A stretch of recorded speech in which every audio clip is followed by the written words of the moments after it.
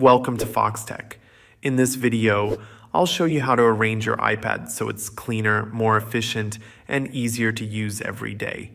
Let's start with the home screen, since that's where most people want to make changes. Tap and hold any app icon until all the apps start to jiggle. Once you're in this mode, you can drag apps to different spots or move them between home screen pages. If you want to group apps together, just drag one on top of another to create a folder. Then give that folder a name that makes sense to you.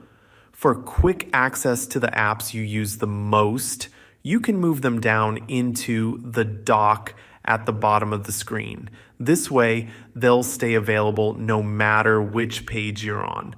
If you're missing an app from your home screen, swipe all the way to the right to open the app library. From there, you can drag any app back out onto the home screen.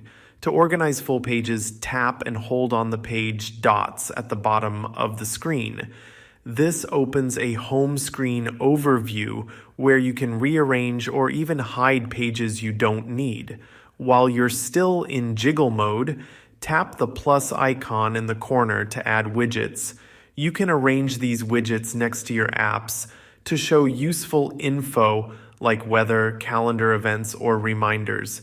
When you're done organizing, just tap Done in the top right corner or press the home button if your iPad has one.